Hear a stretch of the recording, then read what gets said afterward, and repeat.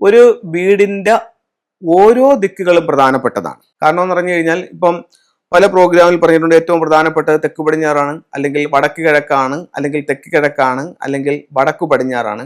എന്തിനു പറയുന്നു? വീടിന്റെ ഓരോ ദിക്കുകളും ഓരോ സൗഭാഗ്യങ്ങളാണ്. കാരണം ഒരു പൂർത്തീകരണം വേണമെന്നുണ്ടെങ്കിൽ ഇതെല്ലാം നമുക്ക് വേണം, എന്നാലേ നമുക്കൊരു പൂർത്തീകരണം ഉണ്ടാവും.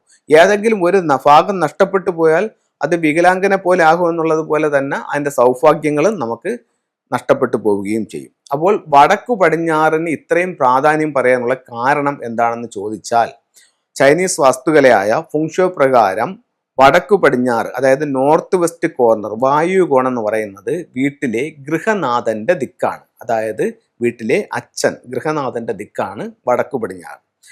ഈ വടക്കു പടിഞ്ഞാറ് ഉണ്ടാകുന്ന ഏതൊരു കാര്യവും ആ ഗൃഹനാഥനെ സാരമായ രീതിയിൽ ബാധിക്കും. ഞാൻ ഈ പറയുന്ന കാര്യങ്ങൾ നിങ്ങളുടെ വീട്ടിലോ നിങ്ങളുടെ സുഹൃത്തുക്കളുടെ വീട്ടിലോ അതല്ലെന്നുണ്ടെങ്കിൽ നിങ്ങളുടെ പരിചയക്കാരുടെ വീട്ടിലോ നിങ്ങളുടെ അയൽവക്കത്തെ വീടുകളിലോ നിങ്ങളതൊന്ന് ശ്രദ്ധിക്കൂ. ഒരു 10 വീടുകൾ നിങ്ങളുടെ അടുത്ത് പഠിച്ചു നോക്കൂ. ഞാൻ ഈ പറയുന്ന കാര്യങ്ങൾ ശരിയാണെന്ന് നിങ്ങൾക്ക് ബോധ്യപ്പെടും. വടക്കു പടിഞ്ഞാറ് ഭാഗത്ത് നിങ്ങളുടെ വീട്ടിൽ ഒരു കിച്ചൺ ഉണ്ടാവുക, അല്ലെങ്കിൽ വടക്ക് പടിഞ്ഞാറ് ഭാഗത്ത് ഒരു ടോയ്ലറ്റ് ഉണ്ടാവുക, അല്ലെങ്കിൽ വീട് വെച്ചപ്പോൾ വടക്ക് പടിഞ്ഞാറ് ഭാഗം മിസ്സിങ് ആക്കിക്കൊണ്ടാണ് നിങ്ങൾ വീട് പണിഞ്ഞിരിക്കുന്നത്. ഇത്തരത്തിൽ എന്തെങ്കിലും സംഭവങ്ങൾ ഉണ്ടെന്നുണ്ടെങ്കിൽ അത് ഗൃഹനാഥനെ ബാധിച്ചിരിക്കും. ഗൃഹനാഥന്റെ കഴിവിനനുസരിച്ചൊരു ഉയർച്ചയില്ല. നമ്മളെ സപ്പോർട്ട് ചെയ്യുന്ന ആൾക്കാർ പൊതുവെ കുറയും, ബന്ധുക്കളിലും അയൽക്കാരിലും. അതേപോലെ തന്നെ ഡെയിലി വരുമാനമില്ല, ഗൃഹനാഥൻ സ്ഥിരമായി വീട്ടിലില്ല എന്നീ പ്രശ്നങ്ങൾ ഉണ്ടാവും.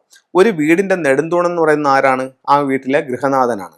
അപ്പൊ ആ ഗൃഹനാഥന് ഇത്തരം പ്രശ്നങ്ങൾ സംഭവിച്ചു കഴിഞ്ഞാൽ ആ വീടിന്റെ മൊത്തത്തിലുള്ള താളം തെറ്റും.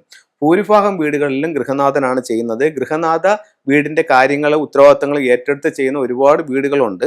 പക്ഷെ ഞാൻ പൊതുവെ ഗൃഹനാഥനെ പറ്റി പറഞ്ഞു എന്നേ ഉള്ളൂ, അല്ലാതെ അവർ ചെയ്യുന്നില്ല എന്നുള്ളതല്ല ഞാൻ പറയുന്നത്. അപ്പം ഗൃഹനാഥന്റെ ദിക്ക് അതിൻ്റെതായിട്ടുള്ള ചില പ്രത്യേകതകളുണ്ട്. അതിൻ്റെതായിട്ടുള്ള രീതിയിൽ അതിനെ നമ്മൾ പരിഗണിച്ചില്ല എന്നുണ്ടെങ്കിൽ ഇത്തരത്തിലുള്ള പല ബുദ്ധിമുട്ടുകളും ഉണ്ടാവാനായിട്ടൊരു സാധ്യതയുണ്ട്.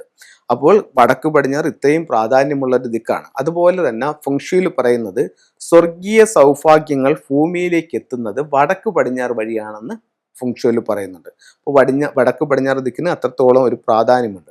അതുപോലെ തന്നെ നമ്മൾ പലരും ഇന്നിപ്പം ഒരുപാട് ടൂളുകൾ വാങ്ങിച്ച് വീടുകളിൽ വെക്കുന്നവരാണ്. അതിൽ ശ്രീബുദ്ധൻ ഇന്നിപ്പം മിക്ക വീടുകളിലും നമുക്ക് കണ്ടുവരുന്നുണ്ട്. ശ്രീബുദ്ധന്റെ സ്റ്റാച്യു അല്ലെങ്കിൽ ഫോട്ടോസ് എല്ലാം കണ്ടുവരുന്നുണ്ട്. അത് വെക്കാനായിട്ട് ഏറ്റവും ഉത്തമമായിട്ടുള്ള ഒരു സ്ഥലവും ഈ പറയുന്ന വടക്കു പടിഞ്ഞാറ് ഭാഗത്താണ്. അപ്പം ഇത്തരം കാര്യങ്ങളൊന്ന് ശ്രദ്ധിക്കുക. വടക്കു പടിഞ്ഞാറ് ഭാഗത്ത് എന്തെങ്കിലും ബുദ്ധിമുട്ടുണ്ടെങ്കിൽ അത് ഗൃഹനാഥനെ ബാധിക്കും. ഗൃഹനാഥനെ ബാധിച്ചാൽ മൊത്തം വീടിനെയും ബാധിക്കും. വീടിന്റെ മൊത്തത്തിലുള്ള ബാലൻസിങ്ങും പോകും. ഇവിടെ നമുക്ക് ആക്ടിവേഷൻ ചെയ്യാനായിട്ട് വളരെ സിമ്പിളായിട്ട് ചെയ്യേണ്ട ഒരു കാര്യം എന്ന് പറഞ്ഞു കഴിഞ്ഞാൽ, ഈ ഭാഗത്ത് ഒരു 6 റോഡ് വിൻചെയർ സ്ഥാപിച്ചു കഴിഞ്ഞാൽ നമുക്കൊരു 10-21 ദിവസത്തിനകത്ത് തന്നെ അതിൻ്റെ ഒരു വ്യത്യാസം നമുക്ക് അനുഭവിച്ചറിയാനായിട്ട് സാധിക്കും. അതുപോലെ അവിടെ വെക്കാവുന്നതും മറ്റ് വീടുകളിൽ വെക്കാവുന്നതുമായിട്ടുള്ള ചില ടൂളുകളിലേക്ക് നമുക്ക് പോകാം. ഇത് ടർക്കിഷ് ബ്ലൂ എന്ന് പറഞ്ഞിട്ടുള്ളൊരു ടൂളാണ്. ഇത് മറ്റുള്ളവരുടെ ദൃഷ്ടി, കണ്ണ് ഒക്കെ നമുക്ക് തട്ടാതിരിക്കാൻ വേണ്ടി മറ്റുള്ളവർ നോക്കുമ്പോൾ നമ്മുടെ വീട്ടിലേക്ക് നോക്കുമ്പോൾ കാണുന്ന രീതിയിൽ നമുക്ക് വീട്ടിൽ ഇത് ഹാങ് ചെയ്യാവുന്നതാണ്. ഇത് ഒരു ചൈനീസ് കിങ് ആണ്, കുവാൻ കിങ് എന്നാണ് ഇദ്ദേഹത്തിന്റെ പേര്. ഇത് ഗൃഹനാഥന്റെ അഭിവൃദ്ധിക്ക് വേണ്ടിയിട്ട് ലിവിംഗ് റൂമിന്റെ നോർത്ത് വെസ്റ്റിൽ വെക്കാം.